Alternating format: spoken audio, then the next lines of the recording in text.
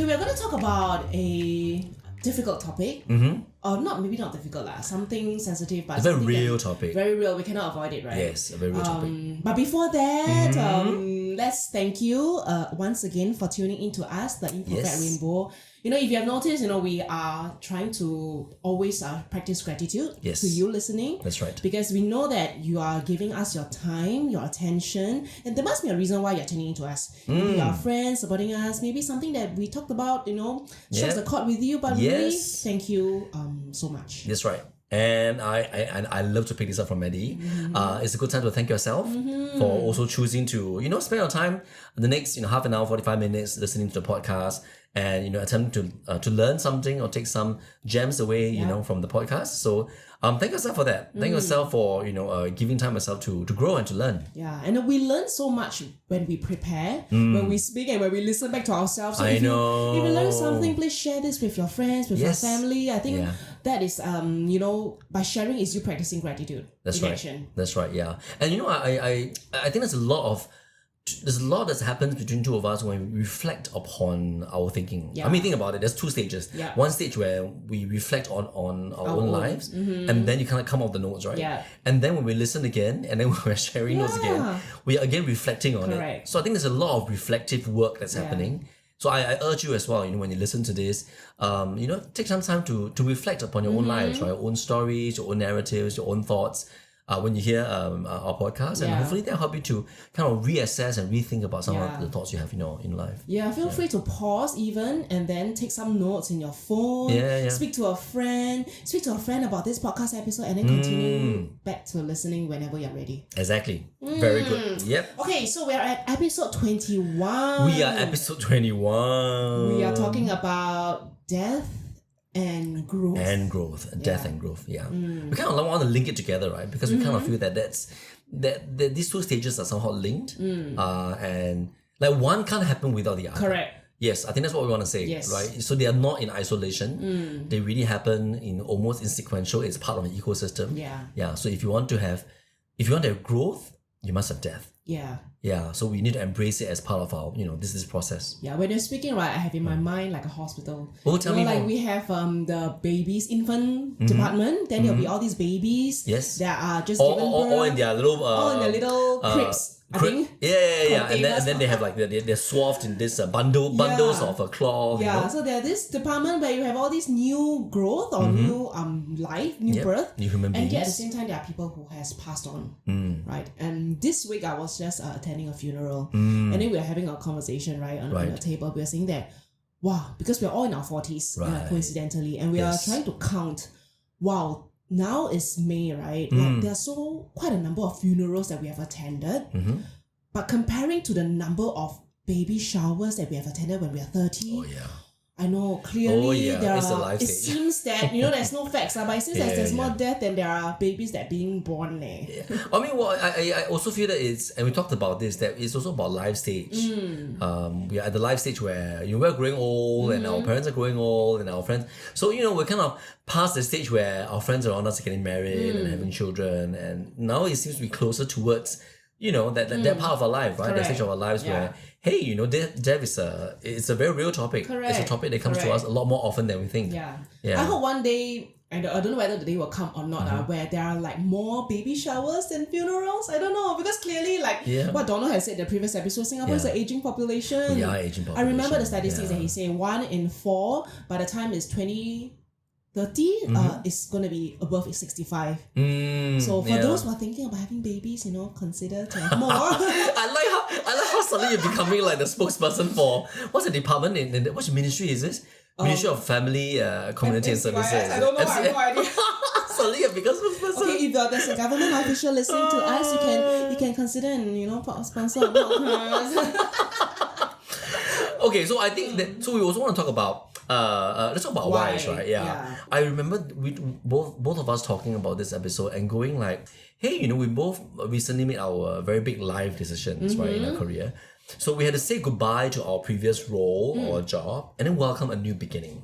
Whether it is sorry, I just knocked the phone out. Hold on. Let me just 拍到我嘛？有拍到。Okay, I'm gonna be very mindful. Will you bend your camera?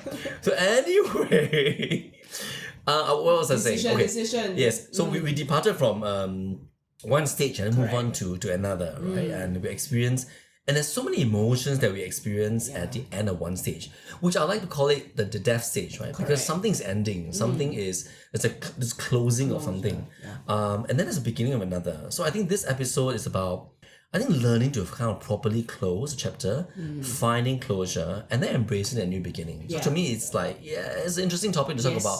How then do we transit from that, the closure of that, the death, into a new beginning of something else? Correct. Yeah. So my why is that we actually have the best lessons in ourselves, in our own experience. I think there's a lot of learnings that we can get from the death of our old season, the death of our old identity, the death of our old previous, episodes with certain situation or work. And how do we then get the best out of what we have learned in the death and then grow into a new season? I think there's so many learnings that we can do. But like you said, how do we then properly close, reflect, learn before we grow into a new season? Exactly. Before we just rush out. Because again, if we're on our autopilot mode, we rush and then we go back to the loop of unresolved chapters, and that's what we don't want. Yeah. Because you're always so eager to rush from one to another. I think sometimes like that. Sometimes I feel, grief is a very strange thing. It doesn't hit you immediately. So I think some people, like, they may not experience grief immediately at the funeral or the death, or maybe they do, but not the fullness of it. And then the grief may come months later. Correct. Yeah. So I think allow ourselves to kind of just sit with the emotion and really experience that, because that's part of living, right? I mean, death is part of life and part of living, and I like how you were talking about recently that because of the time that you have right now, a bit more time on your hands, you're able to fully live in your experiences, live day to day, and I think that's very precious.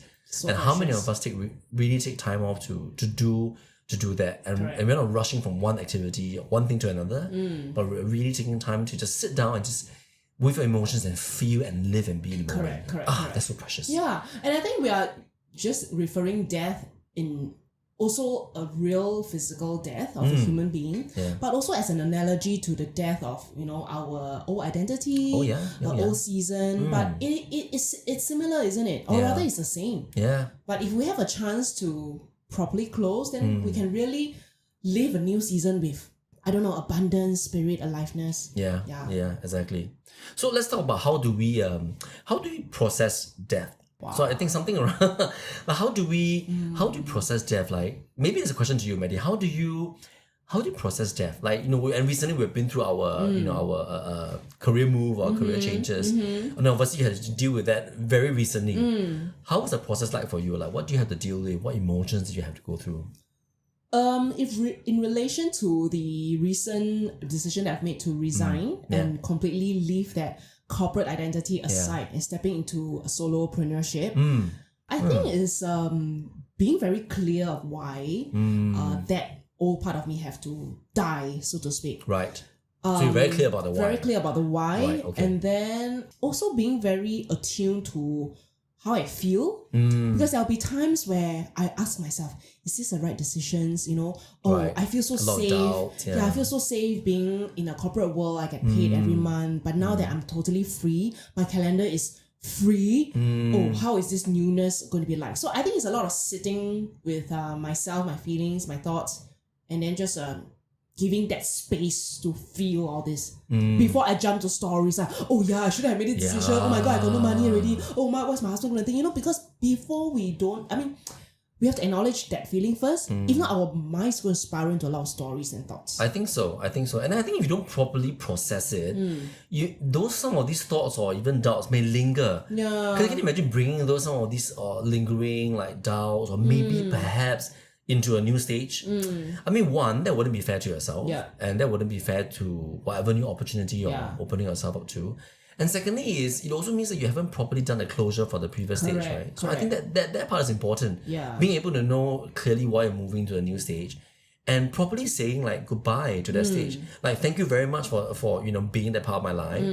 But right now, this is a time for me to move on to something else. Correct. So that death has to be complete and it needs to have proper closure. Yeah, when I was on the way here today, right, I had a thought, the previous version of me, last time I always think that funerals, like real funerals, are unnecessary. Oh, tell me when more. I was in my older previous self. Sure. Your previous self. Yes, your old self. That has died already. I was like, next time I don't want funeral. I want like chop one, like 1 day or half a day, like don't need funeral. What's the point of spending money, 20,000-30,000, getting people to waste their time and come and do this? Like, it's just so silly. That was the old version of me.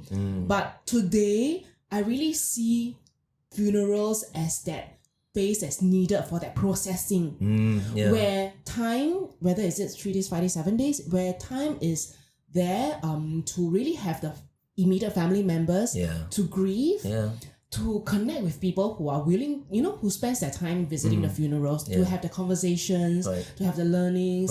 That space for the funeral is so much needed for that processing. Because it's kind of back to your question on how do you process grief, right? Yeah, exactly. That was a thought that I had. Last time I used to think that, funeral is not important. But of course, I take by my words. I really think it's so important. Yeah. What do you think? Yeah, I think there's definitely it's a time and space for that to have closure, and I think, and you probably have heard stories of, loved ones or friends around us who have just passed on very suddenly. Yeah. And it's hard to find closure because of that. Okay, I've got a little story to share here. Right. Talking about the closure, right? I actually want to dedicate this episode to him. Okay. Yeah, to my friend called Alex. Okay. Yeah. Alex. I may have mentioned him in passing, right? So Alex is was a close friend, and I call him my D. Yeah, my DD, right? Like in Malaysia, and we used to always hang out when I went back to Malaysia. So I knew him years back when I was working there, and then after kind of moving back to Singapore, every time we go back to Malaysia to visit, he's always going to be there. Okay. He's always going to pick us up. He's always going to hang out with us in his car, drive us around for makan and all of that. So, and he's such a riot, like a great fun guy to hang around. So the story is, one day, was it last year? I think one day last year, suddenly on social media, I saw that he was admitted to the hospital, and then he had this oxygen mask on his face. And then he was just joking right, about the pose, and the pose or something like. He's joking. Well, no, he was in the hospital, but he was trying to make it light. Like he was trying to make levity of the situation. And then he was saying, I'm like, maybe put some comments here or something before I go, or whatever it is. Okay. And then I think he was released. And then suddenly he was readmitted back to the hospital for, again, the breathing problems. And then before you knew it, suddenly a WhatsApp message came out from a friend and said, hey, I just want to let you know that Alex has passed on. Just like that. And I was in Singapore. And it was... And and this is what I mean by closure, because like the living, breathing human being that that fun guy and all that, who used to exist in person, in flesh and blood, suddenly someone tells you that he's gone. And the next moment, I know I was in Malaysia, I was visiting his urn, and I was looking at, the place where they kind of place, your urns and your tablets and, all that. And it's very surreal, and it's like, there's no closure. So that's what I mean, like, there was no closure to that part of that, there's death, because it's so like what is this? Like, you're hiding somewhere, I play hide and seek, because you never had a chance to connect, touch him in person, and to see him on his deathbed. You had none of that. So it was a very strange feeling to not have closure. And I must say that was probably one of my first experiences that didn't have closure. There's definitely sadness and grief, right? Like how you have sadness and grief for any stage of your life when you come saying goodbye to it and people who have left. But the feeling was a bit different, because it didn't feel like the closure that was the usual.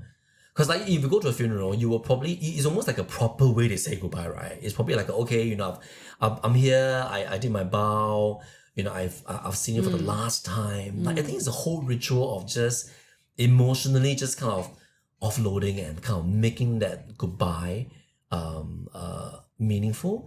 And with this, I had no chance to, Is it because it's also like sudden death? Yeah, of course. It's not like, because the usual life stage is you born as a baby, you grow an adult, then you age, and then you kind of die of sickness or old age. That is like the usual life cycle. Yeah. But then this is suddenly in midlife, I'm assuming. Yeah, it is. I mean, it's quite young, yeah. But it's really that whole stage, the whole thing about, Yeah, you just weren't able to say a proper goodbye. It's like you wish, right? I think I wrote a Facebook post about that later.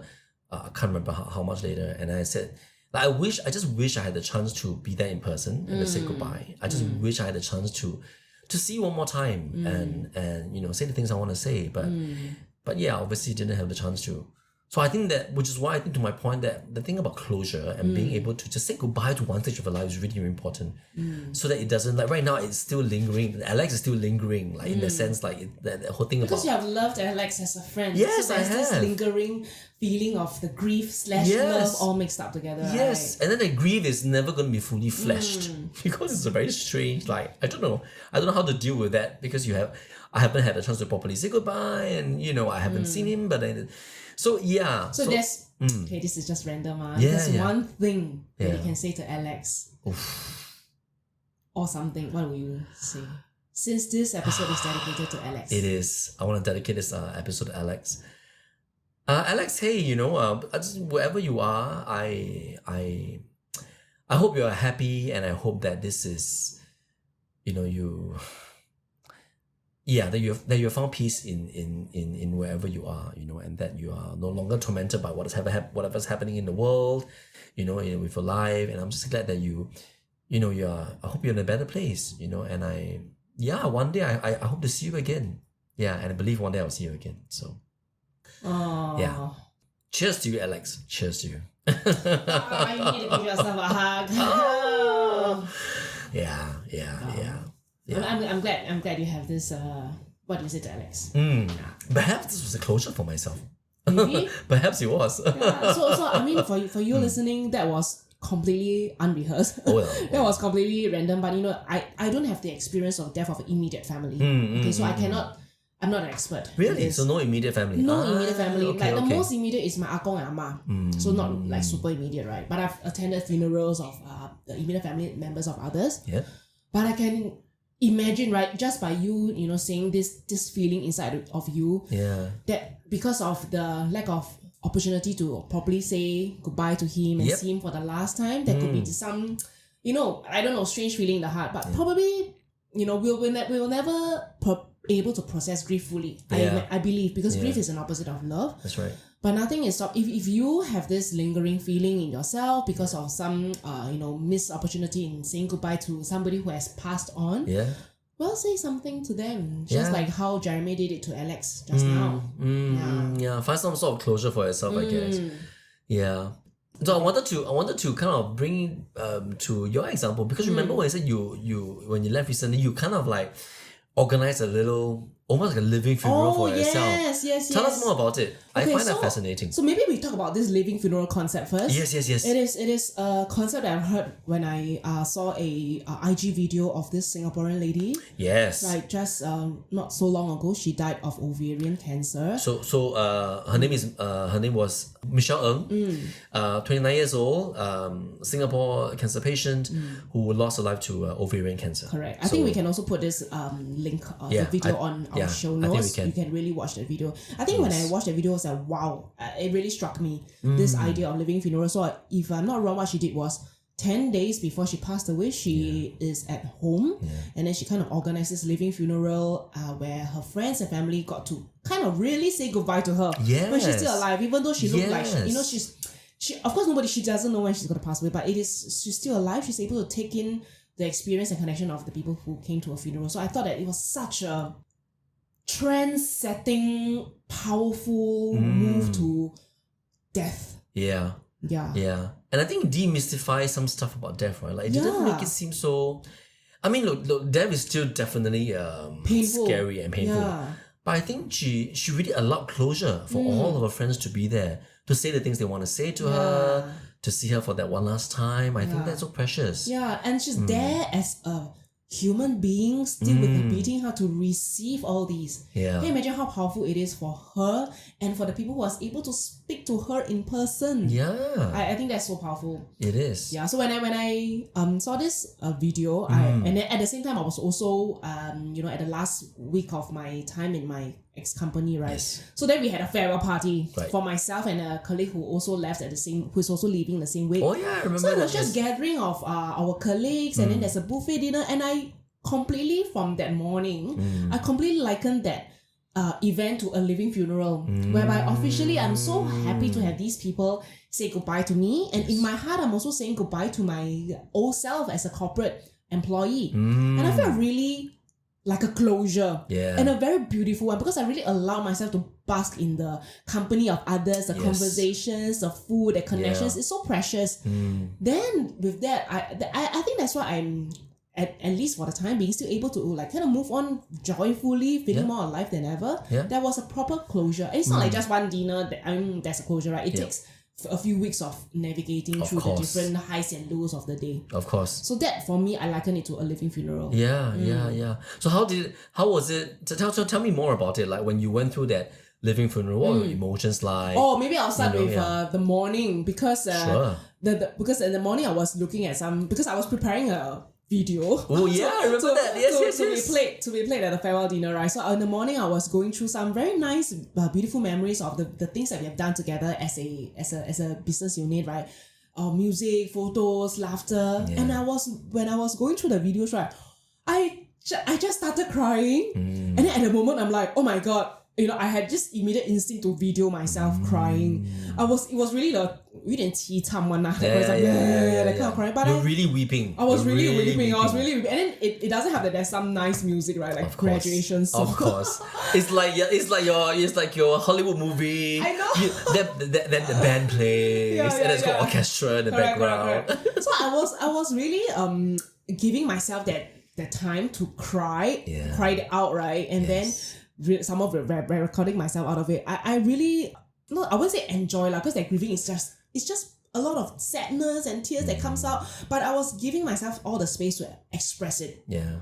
Not shy about it. Yeah. And then so I likened that morning's crying as a grief. Yes. That really prepared me for the night to really enjoy that buffet dinner a way. And that's not the first time I cried in the transition. There was also one moment that I cried in the coaching call, and then there was a second moment. So back to like grief doesn't stop. It's not like okay, grief one time, bye, move on. Sometimes it will come back. But I think the allowing ourselves to express that sadness, going through that difficulty, I think that is a critical part to process. Yeah. And you know what you did there? You created a space and a time and the opportunity to allow yourself to go through that. Yeah. I think that was number one, very intentional. Because you could have chosen not to do it, obviously. I could have stopped the video and just moved on, shower. Yeah, exactly. Or not even kind of go through that, but you took time to do the video on your own, I believe. To kind of weave together all those memories that you had, and then you allow yourself to really go through all the emotions that you faced or you felt throughout that period of time and what you're doing now. I think that was such a beautiful closure. I didn't see it then, but then I'm really glad I did it. Yeah. And then that's why I took some courage to post that ugly looking video. Yeah. Betty Tam. Yeah, tears, makeup all gone. Just to let people know that it is okay to give yourself the time and space to grieve and cry. There's nothing shameful about. Because we are humans, if somebody dies or if a part of you dies, of your pet dies, it's sad, and sadness is just one of the emotions that we as humans get to feel. Yeah. We don't like it, but it's a privilege for us to feel that sadness. Yeah. But you know what's the problem? A lot of us don't like to sit with that feeling of sadness. I can imagine a lot of us going like, okay, I'm feeling sad, but I don't want to feel so sad. And I could, just kind of maybe sweep it under the carpet or keep it somewhere. But you'll come back. I promise you will come back, right? Yeah. So I think, but just allowing yourself to feel the fullness of that is important emotionally and I believe psychologically for yourself. Yeah. Okay, and then the day went. And it was great. Yeah, okay. I'm glad that I processed it, so to speak. So I really think that this living funeral concept, right, is I really truly believe it's going to take on a lot more. # trending. Confirm. Yeah, # viral. Because I already got a friend who has quit his job and he already has an idea about this living funeral. Oh, really? And I say, hey, you need to start this thing. Like a call out to you, Alex. His name is Alex too. Also Alex. Also Alex. You need to start this business, man. People will be waiting for your for this service. So like doing a business for as a living funeral as a business. Oh wow, okay. Yeah, I mean, when in the funeral that I just attended this week, right, we're just having a conversation that wow, I want to be able to curate what goes on in my funeral. We're talking about funerals now. I mean, isn't it liberating that we get to choose what's going to happen in our funeral? Yeah. I think we need to talk about this death a lot more. Yeah, and growth. What's your take on this whole living funeral thing? I think it's nice, and I think it's a lot more meaningful, right? If you ask me if I'm going to be on my deathbed, I'd rather be there to hear all the things that's being said about me. Because if I'm gone already, then all these people are crying. I don't know what's happening. Yeah. So at least I feel that selfishly, I can partake in this entire thing. This is selfish, why? Why is it selfish? Yeah, because I think it's celebrating. I think it's a lot about celebrating the person's life, right? Celebrating the person's life, celebrating the relationships, the friends, the family members around them, and celebrating the precious memories the beautiful memories that were shared, right, and created. Yeah. So I think that, I think this living funeral thing will work. Yeah. I think like in Singapore, because we're such a young country, but I know of some countries, for example, Mexico, they have the, what's the celebration, the date. The Festival of the Dead. Right, okay. It's such a big occasion and festivity for them. Sometime around November, they have parties. It's like Chingay, Okay. It's like Chingay music. Then they paint their faces with the skeleton drawing just to really celebrate the dead. I think many cultures have this celebration of the dead. Yeah. So, that is celebration of the dead, but nothing is stopping us from celebrating before we're dead. It's in true. a way, right? It's true. We get to decide what feels like right for us. That's right. Yeah. So to your friend Alex, go do it. It's going to be interesting. Okay. So we're going to talk about like how we transition from death into to growth as well, right? Yeah. So I have this notes that I've done, which is the love it drawing. because I'm looking at it right now. First time I take notes by drawing. So I really see a lot of lessons to be learned from nature. And on this drawing particularly is a picture of a tree, right? So, and this is a Singapore tree, because the trees in other countries look color different one, okay? Okay, Singapore tree, okay. Because some other country the tree is like yellow brown okay. The tree that I have drawn is full of luscious green leaves. If you just take on a sidewalk, go for a walk, right? Don't just like look down on the pavement. Sometimes look up and look at the trees and see if you can capture what I'm describing, right? So there's mostly luscious dark green leaves, and then there are leaves that are light green, which usually represents the young shoots that are growing. And then there are also the yellow ones, which are like almost dying, very dry yellow. And there are also the brown, very dry ones on the ground. Right. Twigs. Those are twigs, and also the very brown leaves that's already dead for some time. Got it. So I see this whole analogy of a tree like a death and grow. I see us as humans, whether we are working or whatever identity that we are holding now, are like the green luscious leaf. Right. We are here to live, to experience. And then there's also some parts of us that are like the young, light green colored shoots, where we are learning. Maybe we're learning something, we're taking on a course, we're having new experiences. That's a young part of us growing. That's right. Coming to a new stage of life. And then there are some trees that have flowering trees. Right. And then there's some blossoming of these like flowers. That is like, I don't know, new possibilities. Yeah. But at the same time, then there are these parts of us that are yellow, spotted, that doesn't look so healthy. They're like almost waiting to drop, but not yet drop. Got it, yeah. Because today I was just walking, right? Some of the yellow leaves are not so easy to drop. But there are some, with just a flick of a finger, it will drop. It's just waiting to officially die, right? Okay. But then there are those dead leaves, the ones that have already died. Yeah. Whether it's the people, whether it's our old experience that die. But when they die, they are still going back to the soil that nourishes us as a human being. So I see this as a cycle. Death is necessary for us to nourish, to get nourished, for new parts of us to grow. That's right. Yeah. This is my take. What do you think? Yeah, it's a beautiful cycle. Yeah, exactly. Which is why I think we said that it's one has to happen. So death has to happen before growth can take place. Yeah. And I really like the analogy on the whole, it being an entire ecosystem in itself, right? That you realize that there are seasons in your life, there are stages in your life, and you just need to embrace that. But a thought came to mind. if you are able to embrace this, good on you, because then you realize that there are stages in your life that must die before I move to a new stage. But there are also people who grapple with that. Yeah. They struggle with that. And they're like, why must I, why must I change? Don't we have friends like that? Yeah. Or don't we have people like that? Yeah. Like, why must I change? Why do I need to grow? Why do I need to embrace that part of me? Why do I need to have new challenges? I'm just happy the way I am. So sometimes I also feel like, hey, yeah, you can, there's nothing wrong with that, but you are denying yourself that entire cycle. Correct. Yeah. So can you imagine if you're a tree that never grows and you're forever in that stunted growth or whatever we call that?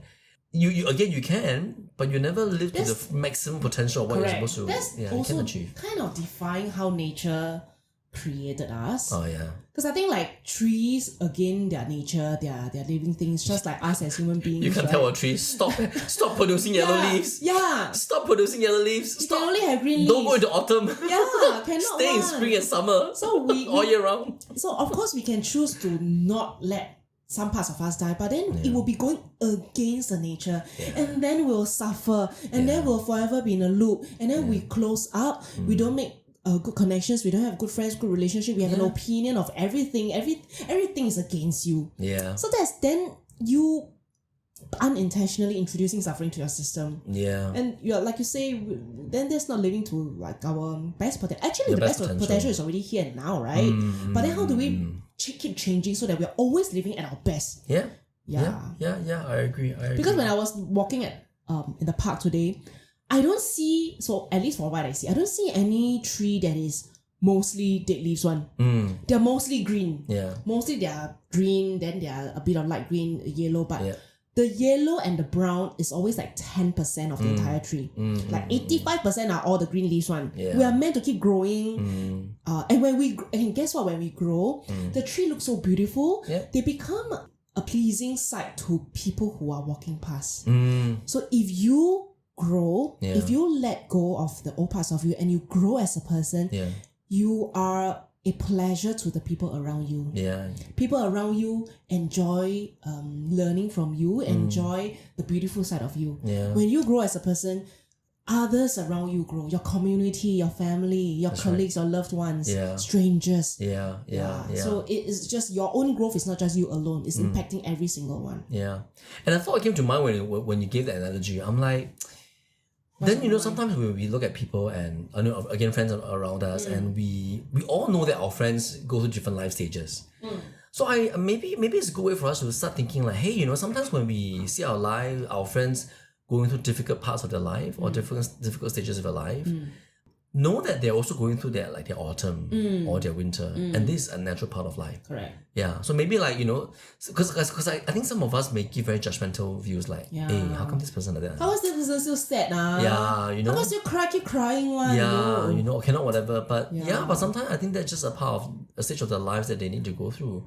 So maybe you can show more empathy and compassion. Yeah, give them space to process whatever they need. Yeah. Because not every tree that you walk past is going to be blooming all the time, But also nothing is stopping you from sharing your care and concern. Yeah. Instead of judging like, how come is this sad? Just be there. Yeah. Ask them, how are you? Yeah. Get them out for coffee or whatever. Yeah. Giving them that space and support. I think social support is so important. Yeah. And that's what being a part of a community is all about. Yeah. Being able to show that somebody else matters, in the community. Yeah. So I also want to talk about, and I pulled this out, it's so interesting, right? Because we talk about death and growth. So I think it will be interesting to always talk about, and you probably hear this, like what are the top regrets that people have on a deathbed? Ooh. There's this book, right? Yes, there is a book. The top 5 regrets of the dying. Yes. Okay, wait a minute. I think I think this one of the episodes we have put in before, the top 5 regrets of the dying. Have we? Yes. 我记得有的前面的 Okay, 前面的 but then I think it's worth to talk about it again. Yes. So okay, Joe, I'm going to read through this. What are the top 5 regrets that people have on their bed? Where do you get this from? So I actually wrote this down on my notes, but let me see. And it's also 5, Maybe it's the same 5 that I read in the book. Maybe, Okay, there you go. Okay, the top 5 regrets of the dying. Okay, before you say, when Jeremy reads out the top 5 regrets, just do an honesty check with yourself whether it is a I like that. Because he haven't said, I'm very certain that all of us are I would say guilty lah, but we can resonate with it. If it resonates with you, it means that okay, something that you need to dive in and reconsider and relook. Yeah. Because you're still alive, right? If you're listening to this, you're alive, you can do something about it, you still have an option. You can. Okay, so the top 5 regrets of the dying. A life transformed by the dearly departing. It's a 2011, the year 2011 book by Bronnie Ware. Yes! Right? It's the same book, isn't it? Okay. Book. Inspired by care in her time in palliative care, right? So, so what are the top 5 regrets? So this is where you get a ding, right? Where do you feel like you are... Regret number 1. Oh, I like that. Regret number 1. I wish I had the courage to live a life true to myself and not the life others expected of me.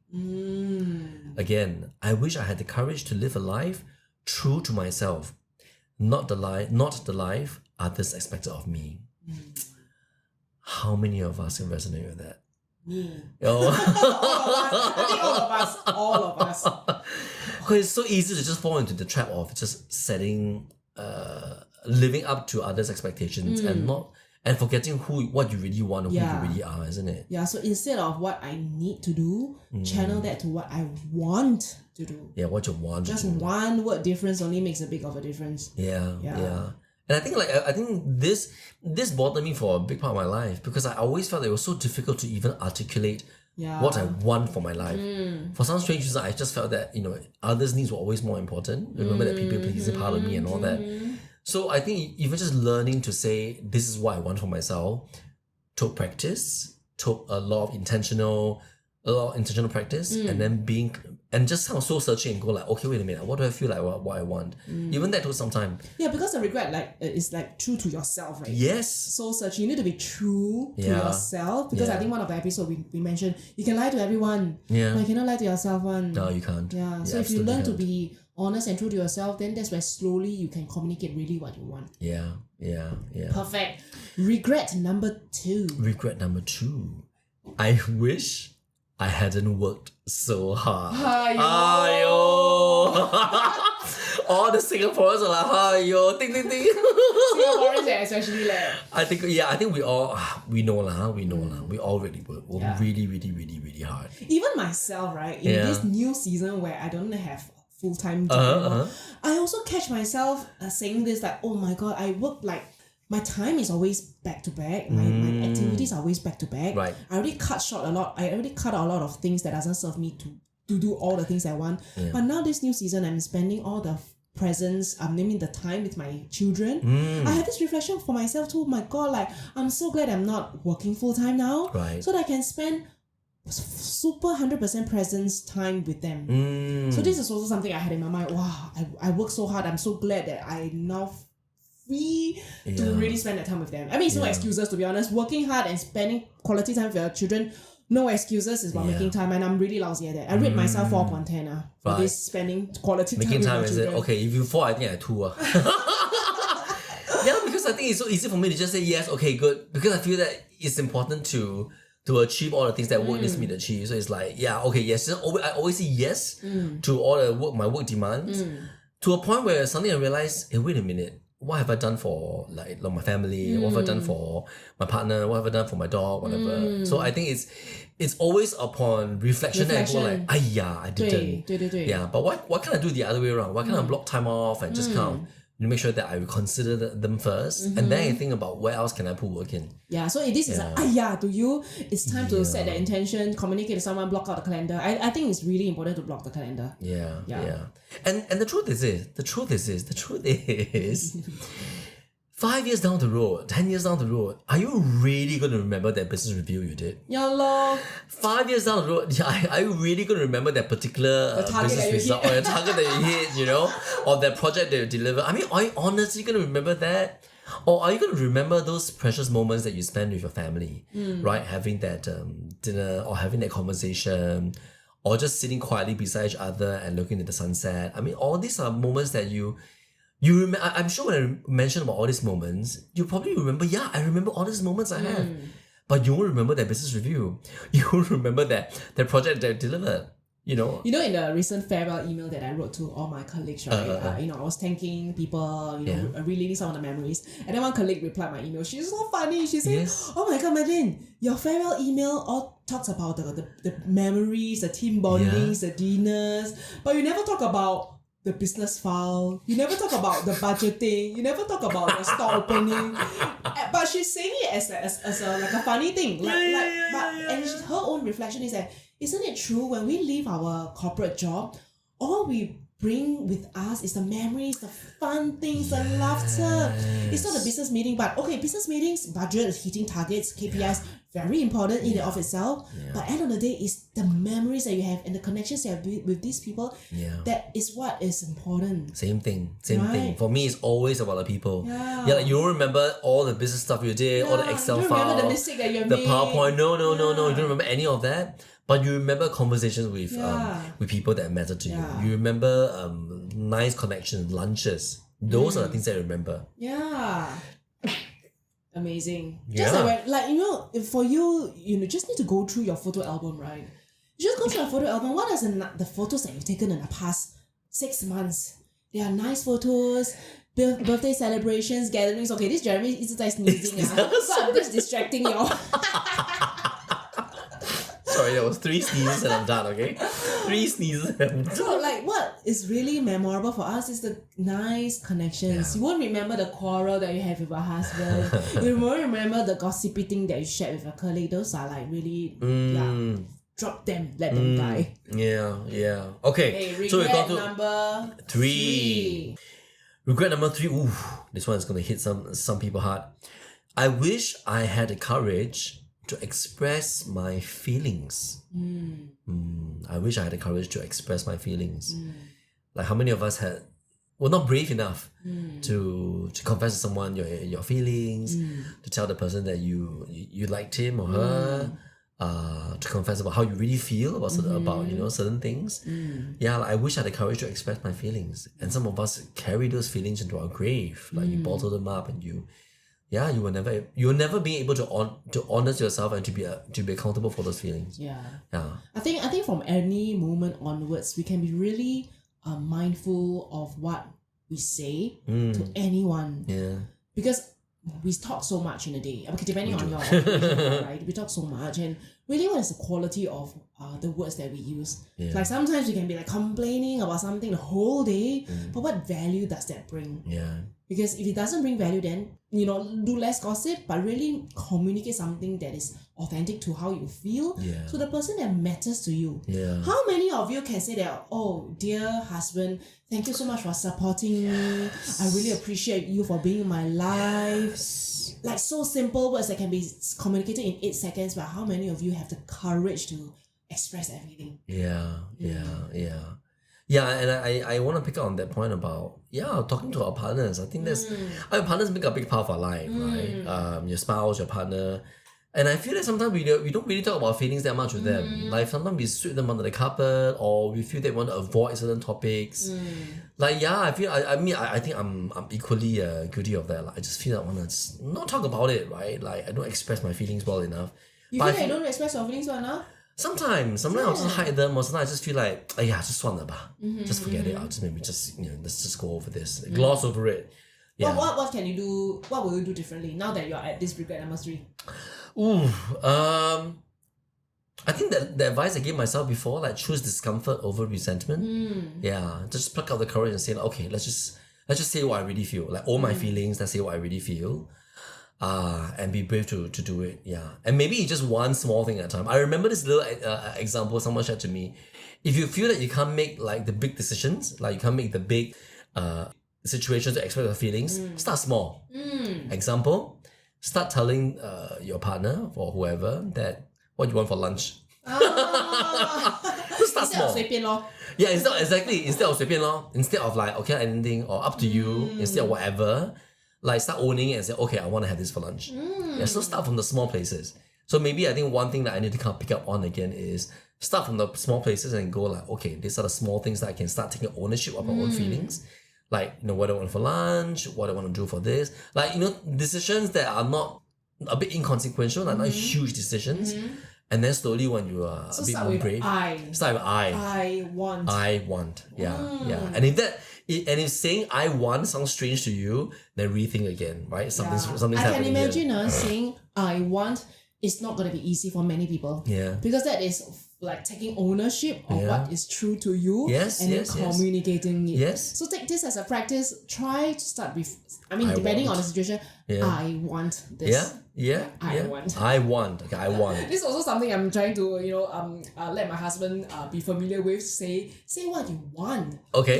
Don't just does he struggle with that as well? Don't just scold the children, but say what you want. Yeah, it's easy to kind of put the kind of accountability on others, right? Yeah. But it's so much harder to say I want. But then stay with the discomfort. Try saying what you want, and then you will get better and better at it. I like it. Go practice on myself, huh? Okay, 2 more to go. Regret number 4. Number 4. I wish I had stayed in touch with my friends. Yeah. We talked about this in our friends episode as well, right?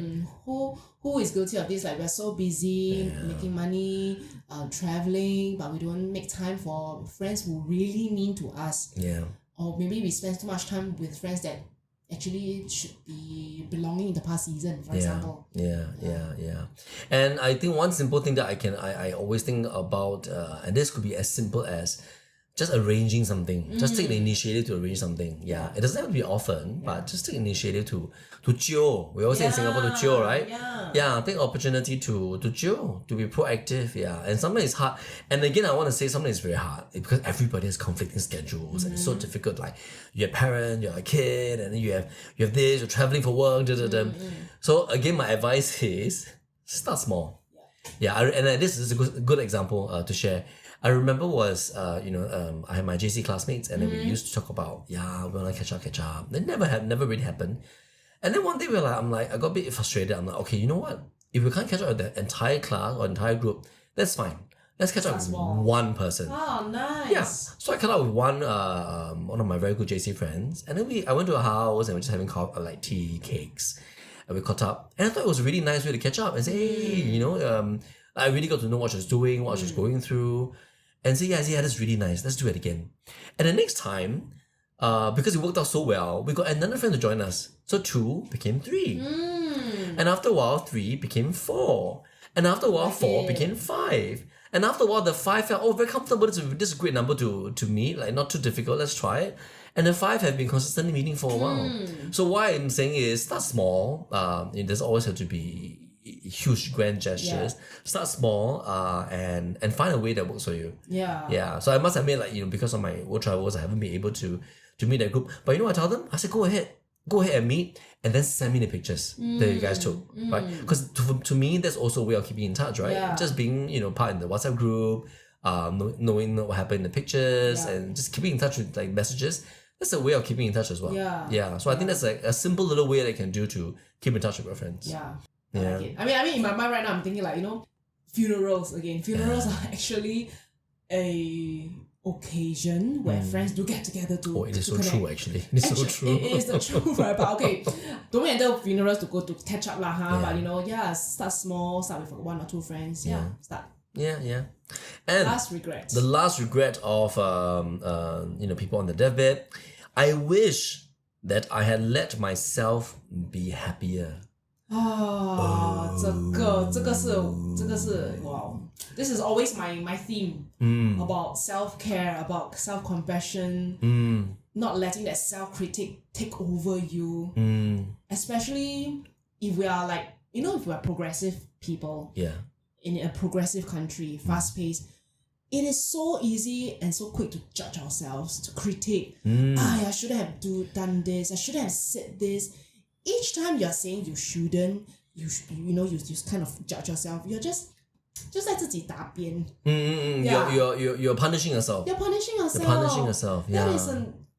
That's okay. Sometimes after you do that judgment, you learn out of it. Then you grow. You be better. That's okay. You move forward still. Right. But when sometimes at moments where you do that, you get stuck, and then you move backwards. Okay, that's where you get. It's just in a cycle. Why do you think we're so hard on ourselves? Why are we often our own harshest critics? Wow. Why? why are we so hard on ourselves? Okay, maybe to you listening, think about an answer. Why are you so hard on yourselves? I think because we want to belong. We want to belong to a society, to a community that when everyone is progressing, we want to be like them. Yeah. You know, and in a general whole, if we without looking too deep into intentions, you know, people earn money, get promoted, stay in this house, stay in the bigger house, one child, two child. There's this norms, right? Yeah. So because we want to belong, we're normal progressive, we want to belong to that norm. Yeah. But then again, nothing is stopping us from doing a little bit differently. Yeah. And there's so many individual stories, Right. individual people out there that has different definition of what great or success looks like to them. Yeah. Yeah. But then we don't know all of these people, That's so right. if we are not intentional, Yeah. we want to be like everyone else. So when we are not like everyone else, then we become harsh on ourselves. That's right. Yeah. I think so. I think that belonging. Yeah. I'm not sure. I think what so. Do you think? What do you think people are hard on ourselves? Or are the moments where you're hard on yourself? Yeah, for sure, for sure. I think, and this is in relation to the next story I'm going to share. And remember, there's the IG story that you posted. Which one? Remember? The Winnie the Pooh. Ah, okay. So this is the Winnie the Pooh story, right? Yes. So maybe I'll talk about the story and I'll link it back to this. So this beautiful story that Maddy shared, and I wanted to bring it up. So it was a story between or chat, right? It was actually a podcast. It's a podcast episode, yeah. Right, between Dr. Chatterjee and Dr. Gabriel Martin. And it's a best-selling author, renowned speaker, expert on trauma, addiction, childhood and stress. So he talked about a story about Winnie the Pooh, right? So Christopher Robin, the boy, has to go to school and he told his toy animals, hey, I'm going to school, right? So I can't play with you so much anymore.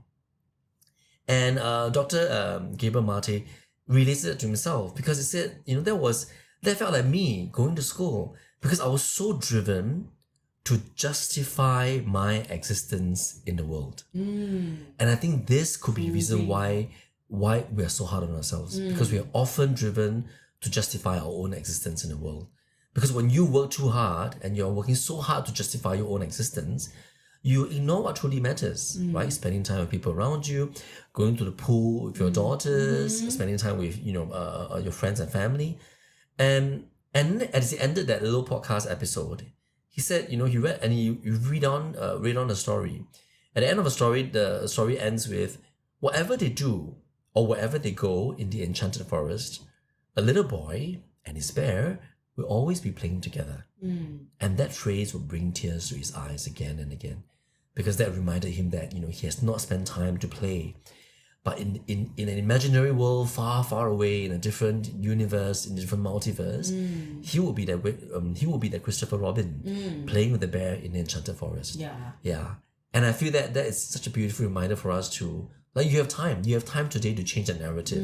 You don't have to wait for death to happen. You don't have to wait for death to happen. You don't have to wait for you to be on a deathbed to know your regrets. You can take action today, and you can know that you don't have to wait till the day to play in the enchanted forest with Winnie the Pooh. You can take something today. You don't have to work so hard to justify your existence. You don't have to wait for Mother's Day to say I love you to your mother. That's so true. You don't have to wait for anything to do anything. There's no reason. There's no need for justification, for proving, for existence. You just do. Whatever you do, you're like whatever you are, you're already whole 100%. And you make meaning with whatever that you want to say or do. There's no need to justify. There's no need to justify your existence. Know that you matter. You matter. As who you are already. So let that be a source or a starting point for yourself for anything that you do. So don't work or don't start from a point of lack or fear. Start from the source that you're enough. You're truly enough. And allow yourself to go out there and enjoy and play Winnie the Pooh in the enchanted forest. Do it like uglily, childishly, messily. Nobody cares. The truth is nobody cares. But if you care that people care, then that is possibility to think about the narratives that you have. That's right. Which is why I always value all these things that people say on the deathbed, because truly, right, when you're on the deathbed, what else matters? Honestly, what else matters? This 5 regrets is a consolidation by this nurse who has done this palliative care, right? So they are the summary of people actually in the last few moments of their life. Yeah. So let's take these learnings and apply it to ourselves. Exactly. Yeah, we can always grow and be better by the mistakes that people have done. Yes. The truth is, right? Exactly. Learning from others' mistakes. Yeah. Yeah. 这就是大口聊。得过了. Oh, you want to talk a little bit about that? No. Yeah? Okay. I think I like this episode. We just want to remind you that we can learn from the mistakes of others. We can embrace death. Yeah. Whether is it physical human death, we need to give ourselves that time and space to process whatever. Find closure. Yeah. And then start to do things differently. Because there are so many lessons that we can learn in our own journey. Yeah. So that we can be a better version of ourselves for That's the right. people that we love and care about. That's right. And you matter, you're whole, and that's why we are doing this for you. Yes. And then it's never too late to take some actions, right? And never feel that death is like never feel that you have to be on a deathbed before you make all these radical changes in your life. I think some people just wait for that moment, like, oh, I've got cancer, and then now I must do everything I want to do in my life because I've got cancer. I'm like, wait a minute, why must you wait until you got all this? Why can't I do it now, you know? And not everybody have the, I have to put like quote unquote privilege to have the cancer and have the time to do the things that you want. Exactly. Some people unfortunately go into a sudden death. Yeah, There's that's no opportunity to be on a bed. That is true. I mean, that's the fact, right? Yeah, we that's have a heard of fact. accidents and things like that. And let these accidents that the unfortunate have to suffer be our teachers to what we can do differently. Yeah. And one last thing I want to say is, if you're thinking, oh, I got to make like radical changes in my life, got to like quit my job right now and travel around the world. I mean, you can if you want to. I'm just saying that you don't have to. I think a lot of times it's just about making small decisions in your life, making small changes, and it's definitely within your immediate things that you can do. It doesn't have to be very dramatic. Yeah. I think start small and then really ask yourself, what do you want? Yeah. Make time for the things that matter. Yeah. Yeah. Okay. That's good advice. Yes. Okay. So we've got two quotes. Maddy, why don't you start? Okay, I start first. This is a quote by Sadhguru. For the possibility of being human to truly blossom, you must establish that your external circumstances should not dictate what is happening within you. Again, for the possibility of being human to truly blossom, you must establish that your external circumstances should not dictate what is happening within you.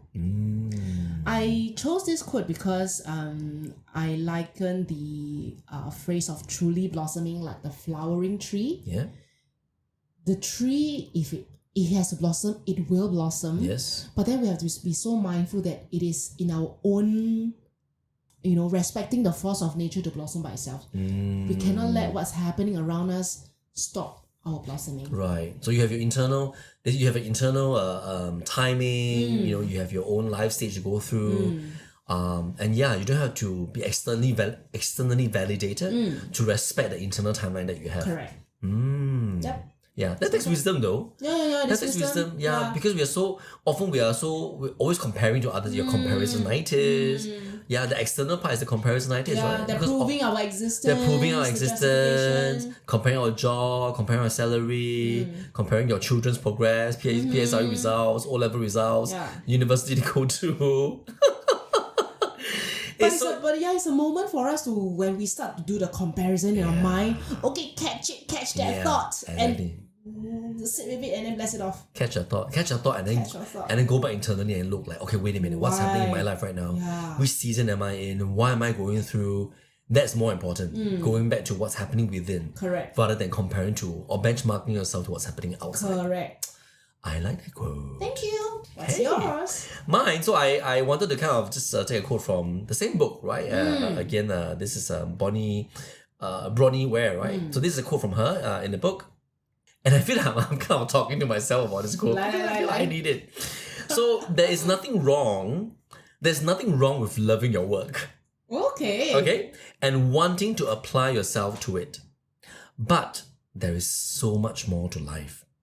Balance is what is important. Maintaining balance. Wow. Okay, why do you say that you feel that you need this? I think for me, I'm entering this new phase or transition, right? I'm telling myself that I'm traveling a lot right now. I'm doing a lot. I'm putting a lot of myself into work, and I'm actually enjoying it. So don't get me wrong. I enjoy it. I enjoy the challenges. I enjoy the fact that I'm learning new. I'm enjoying the fact that I'm contributing. Right. That's always been something that's driving me. But just don't forget there's much more to life.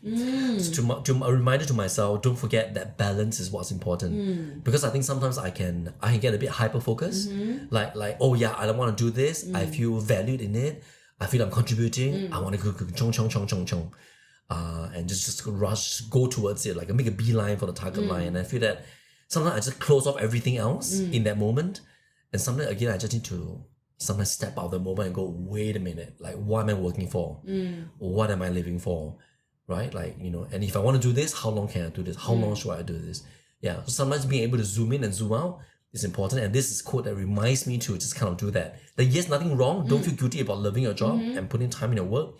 But make sure that you are also taking time to come out and say like, hey, wait a minute, what's important? Am I doing what's important in my life? So what are your personal practices of zooming out that you do for yourself? Or what can be done differently? So recently, these days, I realized that I need to, and this is a very recent lesson, I need to communicate a little bit more about my weekends. Yeah, because sometimes I feel that after I come back from work, I just want to just do nothing over the weekend. But I forget that, hey, wait a minute, I'm coming back and I also want to fulfill my role as a partner to my partner, right? And I want to make sure that I plan my weekend productively or plan my weekend with him. Meaningfully, exactly. Yeah. So I think it will be quite selfish of me to say that, hey, I've done all that at work already. I just want to just sit home and do nothing. But I'm like, wait a minute. What about my partner's time? Yeah, so I think recently we had a bit of a quarrel about this. So I thought this quote was really meaningful to me because it just reminds me that, yeah, I mean, go ahead and do what you want, enjoy your work and all that, but please also remember that this other part of your life is also equally important. Yeah, so don't neglect that. Yeah, so don't get so zoomed in until you forget to zoom out and see what other important things there is to life. Because life is consisting of so many different buckets that we should not all honor them all at the same time. Absolutely. There's a time and space where you're like 1000% in this and then you lack the others, but then it's always good to zoom out and then you'll find that balance, right? Exactly. Yeah, and be perfectly fine. Again, perfect. If you're happy with your work like I am and all that, be perfectly okay with it. Don't feel guilty about it. Right. Just make sure that you're also considering the other parts of your life. Yeah, so that you're not just hyper focused on this one thing, and then you may just miss the entire big picture because of it. Okay, great. Yeah.